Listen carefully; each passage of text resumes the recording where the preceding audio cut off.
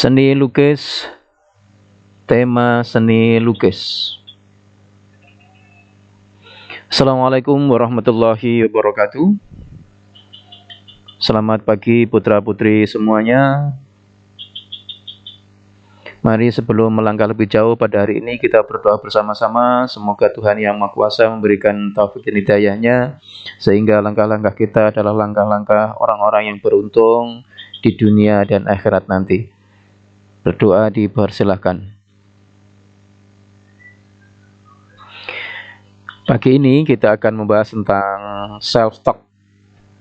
Sebelum kita masuk ke pelajaran, kita akan membahas tentang self-talk terlebih dahulu. Apa itu self-talk?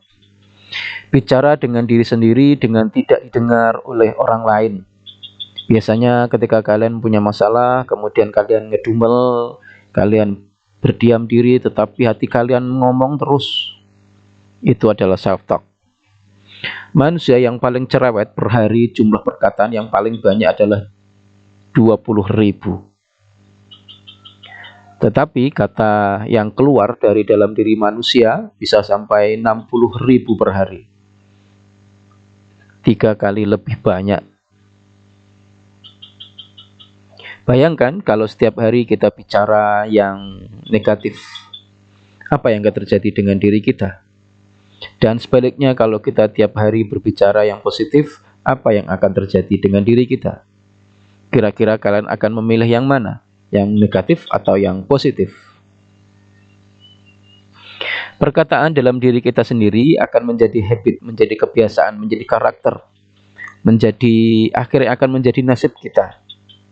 Karena kata yang kita ucapkan adalah doa. Diingat, karena kata yang kita ucapkan adalah doa. Ketika kita berbicara negatif, kemudian Tuhan meridhoi apa yang kita ucapkan, maka kejadian-kejadian yang tidak kita inginkan terjadi.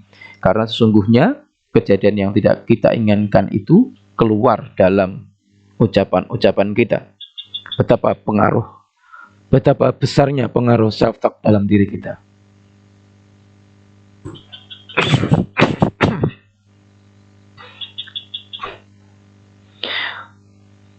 Ketika kalian bercita-cita ingin menjadi orang, banyak rintangan yang akan kalian hadapi. Ketika ingin menjadi orang sukses, ketika ingin melangkah lebih bagus, biasanya dalam diri kalian tiba-tiba akan muncul perasaan impossible, tidak mampu. Ini tiba-tiba muncul dalam diri kita. Bukan orang lain yang mengatakan itu, tetapi dalam diri kita tiba-tiba muncul impossible. Tidak mungkin bisa saya lakukan. Coba bayangkan kalau tiap hari kalian mengucapkan kata ini, saya takut, tiap hari. Saya benci sama kamu, saya benci sama dunia ini, saya benci sama penjual toko itu, saya benci dengan ibu guru saya benci dengan pak guru saya. Apa yang terjadi kira-kira? Saya bosan pelajaran ini, menjemukan sekali. Saya malas mengerjakannya. Saya gendut. Gue pusing banget hari ini. Bego banget gue. Saya nggak suka bahasa Inggris. Penyakitku tidak bisa sembuh. Aku tak bisa hidup tanpamu. Berat rasanya hidupku. Saya nggak penting dalam hidup ini. Tuhan tidak sayang pada aku. Ibu bapakku jahat kepadaku. Kebutuhan-kebutuhanku tidak dipenuhi semuanya. Ini adalah kalimat-kalimat yang berkonotasi negatif, yang membuat hati kita menjadi malas bergerak, menjadi diam di tempat.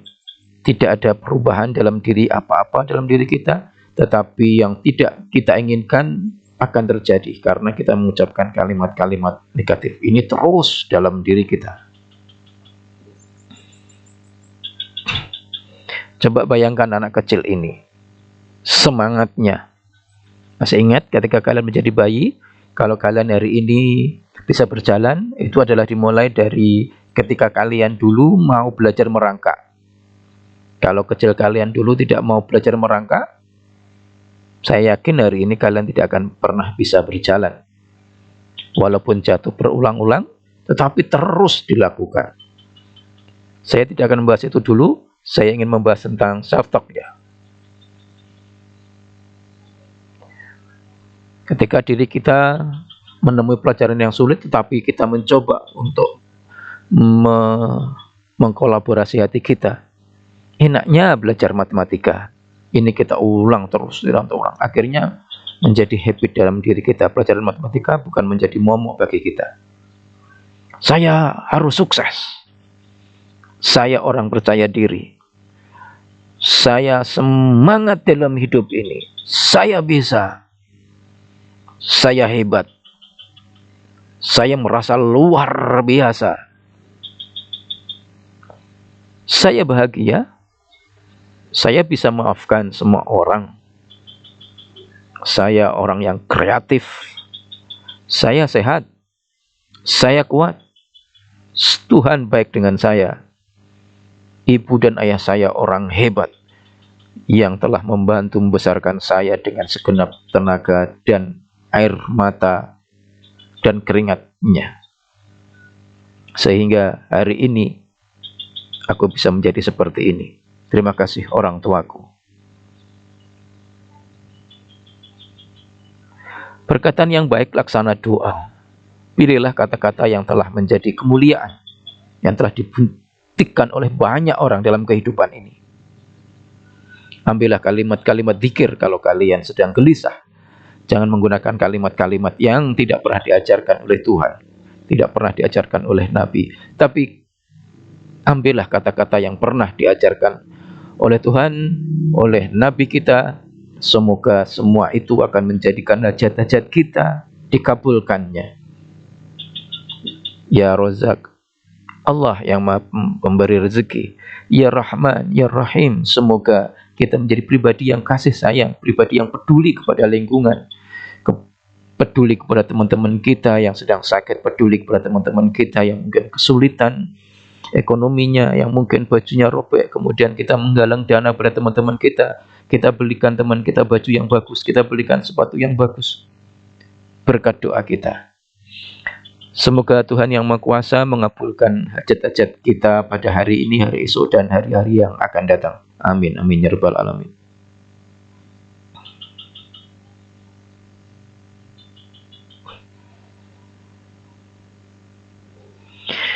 Pertemuan yang lalu kita telah membahas tentang aliran-aliran seni lukis. Mungkin kalian masih ingat, ini aliran seni lukis apa? Ini mungkin kalian juga masih ingat, ini kira-kira aliran seni lukis apa? Kalau tidak ingat, dibuka lagi pelajaran minggu yang lalu. Ini kira-kira lukisannya siapa? Kira-kira alirannya apa? Ayo kita buka.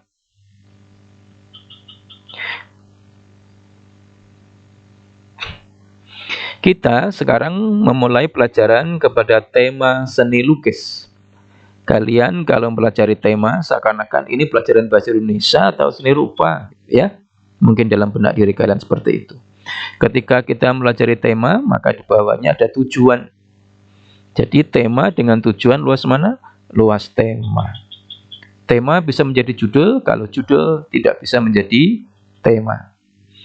Kemudian dalam bahasan ini kita akan mencoba mengelompokkan karya-karya seni lukis yang telah dibuat oleh para seniman. Kemudian kita kelompokkan ke dalam bagian-bagian. Itu maksudnya tema yang ada di sini.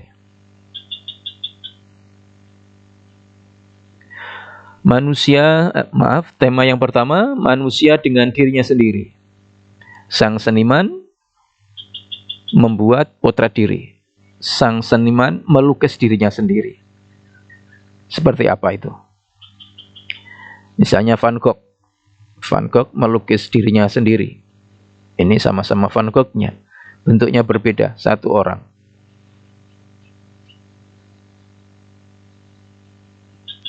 Ini Avandi. Ini juga Avandi, satu orang. Avandi melukis dirinya sendiri.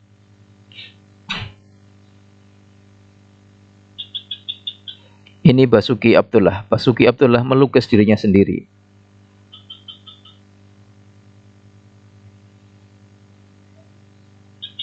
Ini yang sangat fenomenal karena pernah mendapatkan pendidikan di negeri Belanda di saat-saat Indonesia sedang berperang dengan penjajah. Raden Saleh. Raden Saleh melukis dirinya sendiri. Ini pelukis besar Indonesia. Sujoyono, Sujoyono, ini pelukis hebat Indonesia juga, melukis dirinya sendiri. Kemudian selanjutnya, manusia dengan manusia lain. Seorang seniman melukis orang lain. Seorang seniman melukis orang lain. Misalnya ini, ada potret, ada lukisan Bung Karno, Basuki Abdullah. Bung Karno, Basuki Abdullah juga. Jadi, sang seniman melukis orang lain. B.J. Habibie, putra terbaik Indonesia, sang inspirator anak-anak muda yang brilian, kemudian diabadikan dengan sebuah lukisan potret diri Habibie yang membuat orang lain. Raja besar Yogyakarta, Hamengkubuwono IX.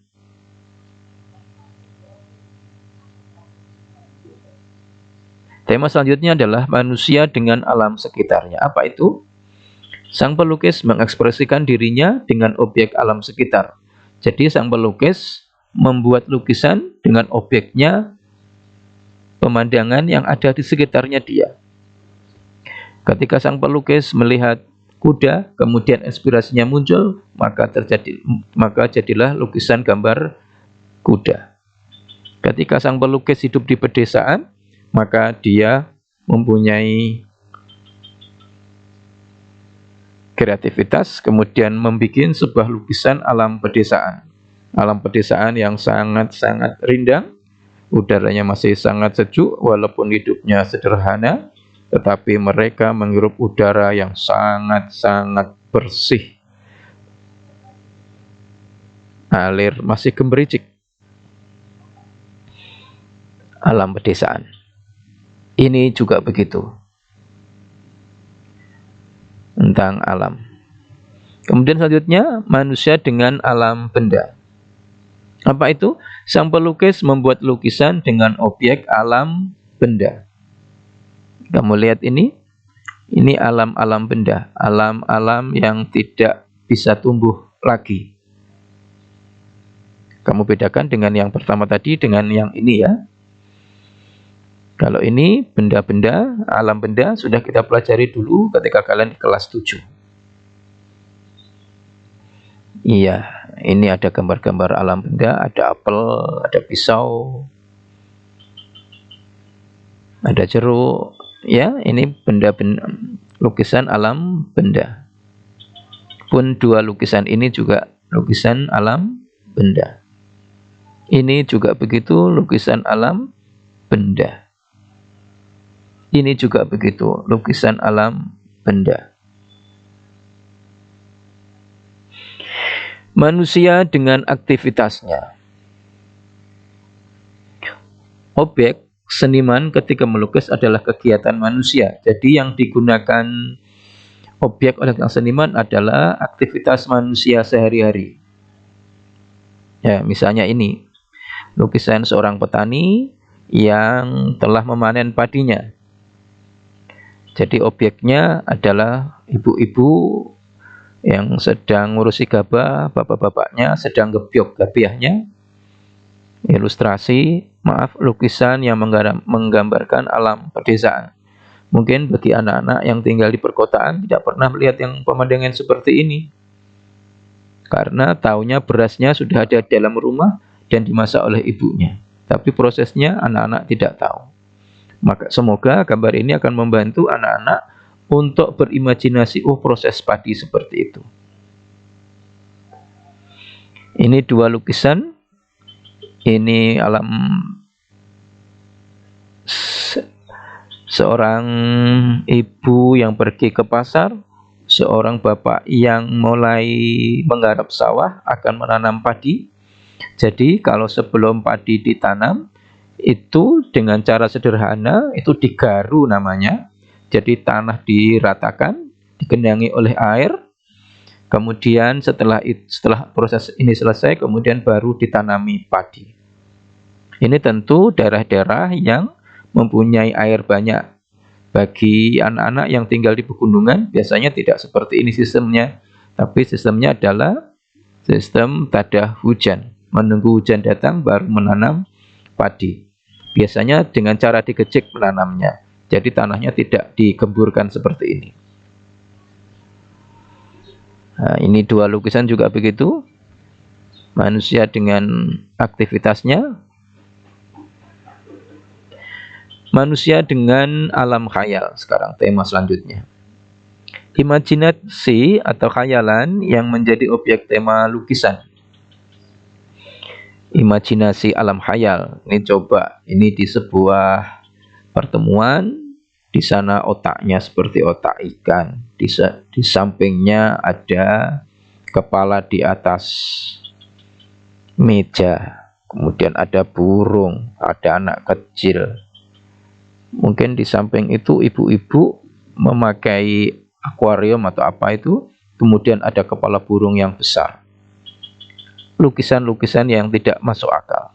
Imajinasi. Ini juga begitu, seorang manusia lahir dari telur. Nah, itu lukisannya manusia sedang keluar dari telur. Kan tidak mungkin manusia dari telur kan? Jadi khayal. Begitu juga ini. Ya, ini. Manusia tinggal di atas langit. Kemudian ada kincir air yang mengairi di bawah. Seakan-akan akhirnya terjadi hujan di bawah. Mungkin pola berpikirnya seperti itu. Ini juga begitu. Surrealisme. Mungkin kita dulu kenal surrealisme. Ada jam yang ditekuk. Kehidupan yang terus berjalan. Tumbuhan yang mati. Gunung-gunung yang gersang. Semuanya berada di alam mimpi. Alam khayalan. Begitu juga tentang ini. Kamu lihat, ada seorang wanita di atas air, kemudian air lautnya menjadi gelombang besar. Perahu-perahunya terhempas ketika perempuan ini muncul dari dalam laut. Ini kan khayalan seorang seniman. Akhirnya kita sudahi pertemuan pada hari ini. Tadi sudah kita pelajari tentang tema seni lukis. Kira-kira apa saja?